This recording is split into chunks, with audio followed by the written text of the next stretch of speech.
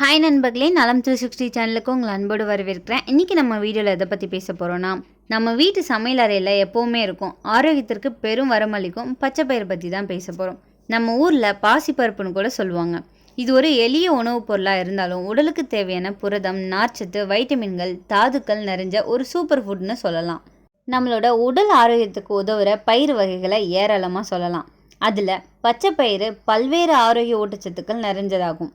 இதில் என்னென்ன நன்மைகள் இருக்குது, இது யாரெல்லாம் சாப்பிடலாம், யாரெல்லாம் சாப்பிடக்கூடாது அப்படின்றத இந்த வீடியோவில் நம்ம தெரிஞ்சுக்க போகிறோம். அதுக்கு முன்னாடி நலம் 360 சேனலை சப்ஸ்கிரைப் பண்ணாதவங்க சப்ஸ்கிரைப் பண்ணிக்கோங்க, மறக்காமல் பெல் ஐக்கானை ப்ரெஸ் பண்ணிக்கோங்க. வாங்க வீடியோக்குள்ளே போகலாம். நம்மளோட அன்றாட வாழ்வில் உணவில் உடல் ஆரோக்கியத்தை மேம்படுத்த பல்வேறு வகையான காய்கறி, பழங்கள், பானங்கள், நட்ஸ், விதைகள், பயிர் வகைகள் போன்றவை ஏராளம் இருக்குது. இதில் பயிர் வகைகள் உடல் ஆரோக்கியத்துக்கு பெரிதும் உதவக்கூடியது. அவ்வாறு இந்திய உணவுகளில் முக்கிய அங்கமாக பச்சைப்பயிறு அமையுது. இது பல்வேறு ஆரோக்கியமான ஊட்டச்சத்துக்கள் கொண்ட பயிர் வகைன்னு சொல்லலாம். இது அதிக அளவு புரதம் நிறைந்த பயிர் வகையாகும். இது பாசிப்பருப்பு அல்லது சிறுபருப்பு அப்படின்னு அழைக்கப்படுது. அனைத்து பருப்பு போலவே இந்த பச்சைப்பயிர்லையும் அதிகமான ஊட்டச்சத்து காணப்படுது. பச்சைப்பயிரில் தாவரம் சார்ந்த புரதம், உணவு நார்ச்சத்து, ஃபோலேட், வைட்டமின் B6 மற்றும் வைட்டமின் C போன்றவை வைட்டமின்கள் நிறைஞ்சிருக்கு. மேலும் இதில் இரும்பு சத்து, மெக்னீசியம் மற்றும் பொட்டாசியம் போன்ற தாதுக்களும் அடங்கியிருக்கு. குறிப்பாக இது குறைந்த அளவிலான கொழுப்பு மற்றும் கொலஸ்ட்ராலை கொண்டதுன்னு சொல்கிறாங்க. எனவே இது சரிவிகித உணவிற்கு ஒரு ஆரோக்கியமான கூடுதலாக அமையுது. இத்தகைய பல்வேறு ஊட்டச்சத்துக்கள் நிறைந்த இந்த பச்சைப்பயிரை சாப்பிட்றதால என்னென்ன நன்மைகள் கிடைக்குதுன்னு இப்போ நான் சொல்கிறேன், தெரிஞ்சுக்கோங்க. இந்த பச்சைப்பயிரில் அதிக அளவிலான நார்ச்சத்து மற்றும் புரதம் நிறைஞ்சிருக்கு. ஆய்வின்படி போதுமான நார்ச்சத்து மற்றும் புரதம் உட்கொள்வது பசி ஹார்மோன்களை குறைக்குது. இது அதிகப்படியான கலோரி உட்கொள்வதை தடுக்குது. மேலும் இது நார்ச்சத்துக்கள் குடல் இயக்கத்தை சீராக்கவும் ஒட்டுமொத்த செரிமானத்தை மேம்படுத்தவும் உதவுது. இந்த ஊட்டச்சத்துக்கள் முழுமையாக உணர வைக்கும் ஹார்மோன்களின் உற்பத்தியை தூண்டுது. இதன் மூலம் உடலில் எடை இழப்பு அதிகரிக்குது. ஸோ இந்த பச்சைப்பயிரை நம்மளோட டயட் லிஸ்ட்டில் நம்ம தயங்காமல் சேர்த்துக்கலாம். இந்த பச்சைப்பயிறு சாப்பிட்றதால ரத்தத்தில் சர்க்கரை அளவு கணிசமாக அதிகமாக இருக்கிறதுலேருந்து உடனடியாக குறைக்க உதவியாக இருக்குது. நீரிழிவு போன்ற பல்வேறு நாள்பட்ட நோய்களை இது சரி பண்ணுதுன்னு சொல்லலாம்.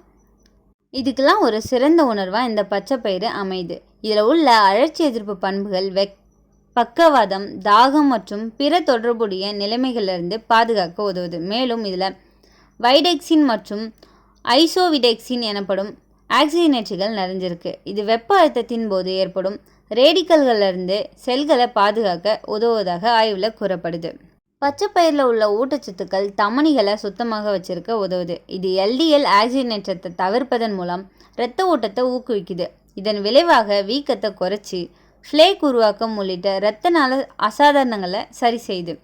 ஃப்ளேக் உருவாவது குறைக்கப்பட்டு பக்கவாதம் போன்ற இதய நோய் அபாயத்தையும் குறைக்குது.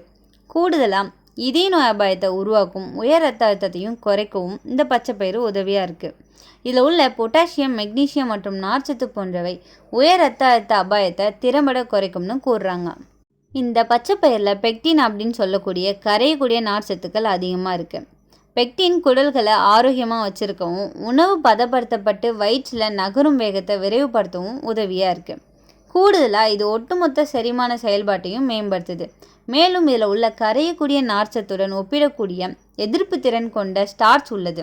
இது நல்ல குடல் பாக்டீரியாவை தக்க வச்சு குறிப்பாக பியூரேட் குடல் ஆரோக்கியத்தை பல வழிகளை மேம்படுத்துது. இந்த பச்சைப்பயிரில் இருக்கிற ஒரு முக்கிய அத்தியாவசியமான கனிமமான துத்தநாகம் மாலைக்கண் நோய் சிகிச்சைக்கு பெரிதும் உதவியாக இருக்குது. ஒரு ஆய்வு ஒன்றில் துத்தநாகம் வைட்டமின் A உற்பத்திக்கு உதவும் ஒரு நொதியின் செயல்பாட்டை ஊக்குவிப்பதாக கூறப்படுது. இதன் மூலம் வைட்டமின் A குறைபாட்டை போக்குவதுடன் மாலைக்கண் நோய் மற்றும் பிற பார்வை தொடர்பான பிரச்சனையிலிருந்து விடுபட இது உதவியாக இருக்குது. எனவே கண் பார்வையை மேம்படுத்த நினைக்கிறவங்க பச்சைப்பயிறு ஒரு சிறந்த கூடுதலாக இருக்கும். பச்சைப்பயிறு சாப்பிட்றதன் மூலம் சருமத்தில் பளபளப்பு மற்றும் பிரகாசத்தை மேம்படுத்த முடியும். இதன் தாமிரத்தின் இருப்பு பல்வேறு ஃபேஸ் பேக்குகள் மற்றும் ஃபேஸ் க்ரீம்களில் இது பயன்படுத்தப்படுது. பச்சைப்பயிரை நேரடியாக சருமத்துக்கு பயன்படுத்துவது மற்றொரு சிறந்த மாற்றாக கருதப்படுது. எனவே இது சருமத்தை பளபளப்பாக்குவதற்கான மிகவும் அற்புதமான இயற்கை சுத்தப்படுத்திகளில் ஒன்றுன்னு சொல்கிறாங்க. கோடை காலத்தில் சீராக உடல் வெப்பத்தை இது கட்டுப்படுத்தும். பாசிப்பருப்பு கூழ், பாசிப்பருப்பு பாயசம் பச்சை பயிறு முளைச்சல்னு உடல் குளிர்ச்சிக்கு இது எல்லாமே ரொம்பவே நல்லது. பொட்டாசியம், மக்னீசியம், நார்ச்சத்து இதய ஆரோக்கியமாக இருக்க உதவியாக இருக்குது. ஸோ ரத்த அழுத்தமும் சீராகும். இதில் கவனிக்க வேண்டிய விஷயம் என்னென்னா, அளவுக்கு மீறி சாப்பிட்டா செரிமான சிக்கல் ஏற்படும். மிக அதிகமாக சாப்பிட்டா வயிற்று வலி, வாயு பிரச்சனை ஏற்படலாம். குறிப்பாக முளைச்ச பச்சை பயிறு அதிகமாக எடுத்தால் ப்ளோட்டிங் ஏற்படும். குளிர்ச்சியான தன்மை இதில் அதிகம் இருக்குது. ஸோ உடல் குளிர்ச்சி அதிகரிக்கும். அதிக குளிர்ச்சியானவர்கள், சளி, காய்ச்சல் உள்ளவர்கள் அதிகமாக இதை எடுத்துக்கொள்ள வேண்டாம். புரதம் அதிகம் இருக்குது. ஒரு சிலருக்கு அதனால் அலர்ஜி கூட ஏற்படலாம்.